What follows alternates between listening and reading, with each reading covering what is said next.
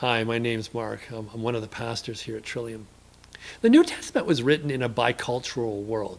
It was written by Jews, but it was written for a culture that was overlaid with the Greek language, the Greek culture. And so if you wanted to communicate your basic message to this world, you had to do it in Greek, which is why I think the New Testament was written in Greek.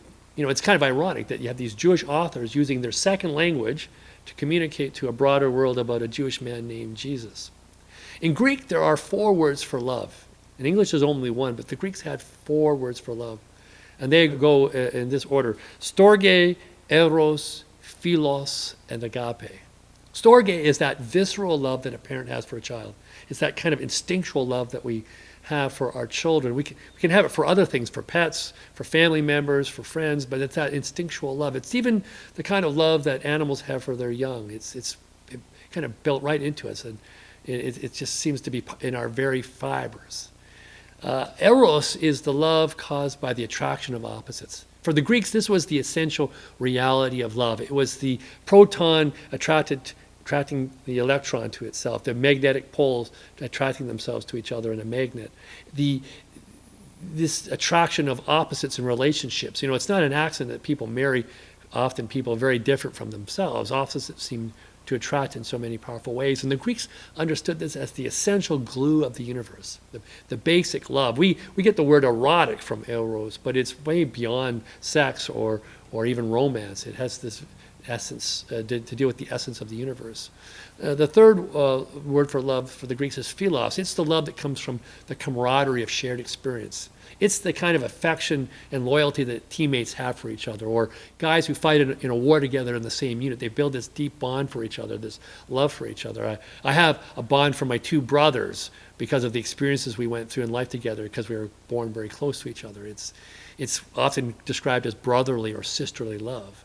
So you got these words: storge, that's instinctual love; eros, the love of the attraction of opposites. And you got philos, the what we call brotherly love, or the love based on camaraderie or shared experience. And then you got this 4th word, agape. And this is the predominant word for love in the New Testament. It's a word, though, that we don't really even know what it means. It wasn't used a lot in the Greek language. The literature that's come down to us over the years, we have a hard time really understanding what those writers were trying to get at in the Greek culture, what this agape word means.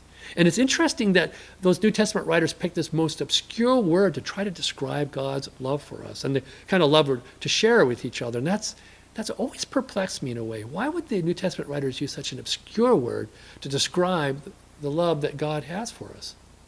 Recently, I came across this reading in A Course in Miracles. I just want to read a little bit to you, because it really illuminated to me why maybe they did this, or at least in part why they used agape. It says, "You have thrown yourself away and valued God so little. Hear me speak for him and for yourself. You cannot understand how much your Father loves you, for there is no parallel in your experience of the world to help you understand it. There is nothing on earth with which it can compare, and nothing in which you have ever felt apart from God that resembles it ever so faintly." And in that one little saying, it reminds me that maybe those New Testament writers used the word agape because they were trying to describe a love for God that is so different from our common experience in lives. That this love that God has for us, maybe we might describe this total love that God has for us as unlike any experience we have in our day-to-day living. I mean, we try to find an analogy for God's love in our everyday life, in our common experiences. We try to find it in romance, in our relationships with men and women in our lives, and those romantic relationships.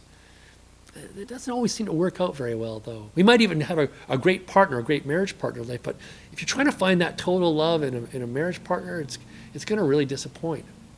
And maybe with our children, we start out with this desire to find this total love, to create this wonderful family experience of peace and joy. But our kids don't seem to be always in alignment with this. You know, I had a friend of mine recently say that all she wants is to have peace with her 2 teenage boys. Can't they just get along easily? And yet our kids have their own agendas in life, and they don't always want to cooperate us in finding that total love. So if you're going to look for total love with your kids, you're going down a very difficult path. Sometimes we look for that completedness and love in material things, or in projects and activities that we enjoy, or maybe in music and art, or maybe finding the great job of our lives. But in the end, they always disappoint. They always disappoint. They just can't carry the freight, so to speak. Makes me think of that song by Peggy Lee, Is That All There Is? Is that all there is to life? Is that all there is to love? Is that all there is to work? Is that all there is to being a parent? Is that all there is? This kind of lament in us. I think church can even be like that sometimes. Church, we come here, sometimes initially we have this great experience, but then, is that all there is to God? Is that all there is to faith? One of my profs in a class said, we come to church to celebrate a love that most of us will never experience. And I'm thinking to myself, wow, we actually come and celebrate a love, talk about love, this love that we have no common sharing or understanding of from our basic life, that this God love for us is being offered to us, but we have no common analogy for it. How are we to understand this God love in our lives? We're committed to finding love, but where do we look for it in our lives? I've seen married people, they're looking for love, and yet often in marriage we're doing it solo. We're trying to do it by ourselves, and I've come to the realization that it's to find this total love, this agape, you can't do it by yourself. I've tried to do love in my life, even in my most intimate relationships, in a certain way in solo. And I'm realizing that if I'm going to find agape, if I'm going to find total love, I'm only going to find it by seeking it in other people. I mean, if there's anything A Course in Miracles has taught me, is that whatever you're looking for, you're only going to find it if you seek it in another person. So if you want to find grace in yourself, you better go look for grace in other people and help them discover it. If you want to find joy in yourself, you find it first by helping other people discover joy within themselves, and then it comes back to you. Give, and it will come back. If you want to find love, if you want to find total love in life, then you have to help other people find this total love. And then it comes back to you, and you'll discover total love for yourself. It'll be reflected back to you.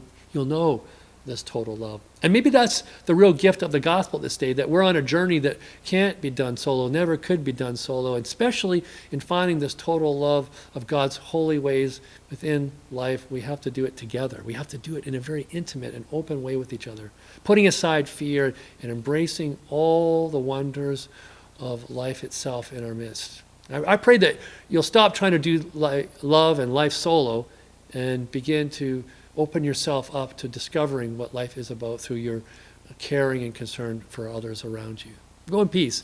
This is certainly a worthy task for all of us this day.